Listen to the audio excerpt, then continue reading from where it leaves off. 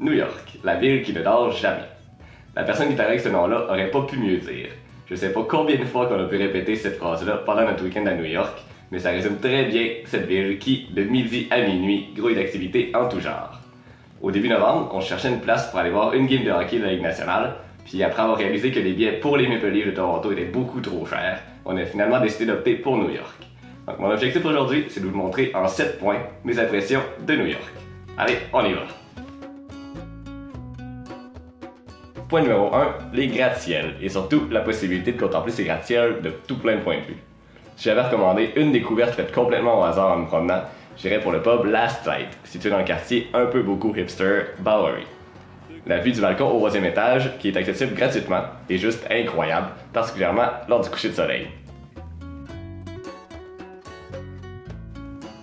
Point numéro 2, le contraste ville-espace vert, qui s'entrelace partout au travers de la ville. On pense souvent à Central Park, mais mentionnons aussi les dizaines de parcs présents des endroits les plus improbables. Mention spéciale à ces joueurs de soccer et amateurs de tai chi avec épée, qui performent sans se soucier des touristes et locaux qui passent de chaque côté.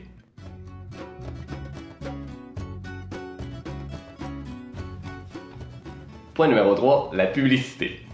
Dans la définition d'incitation à la surconsommation, on devrait ajouter la ville de New York. La publicité est partout. On n'est pas de main morte, les écrans sont géants, on nous assaille de lumière et de vidéos de toutes sortes. Point numéro 4, la bouffe de rue. C'est facile à trouver, on a juste à se lever la tête. Pizza, hot dog, crêpes, gaufres, nommez et vous trouverez. On doit leur concéder, ça rajoute des bonnes odeurs au centre de la ville. Point numéro 5, le trafic. Autant piétonner que routier, c'est étonnant de voir à quel point il y a du monde partout. Mais même avec les klaxons puis les alarmes incessantes, ça semble très fluide. Les gens savent comment circuler sans se faire frapper. On s'est même surpris à prendre nos airs assez rapidement et à essayer de marcher comme des locaux en esquivant les obstacles et en jaywalkant certains coins de rue. Point numéro 6, les monuments emblématiques traditionnels comme la Statue de la Liberté et un peu moins traditionnels comme les parties du milieu du taureau géant doré qui porte supposément chance si tu les touches. Ça et la présence de drapeaux américains partout. Ils sont fiers de leur pays, ces Américains.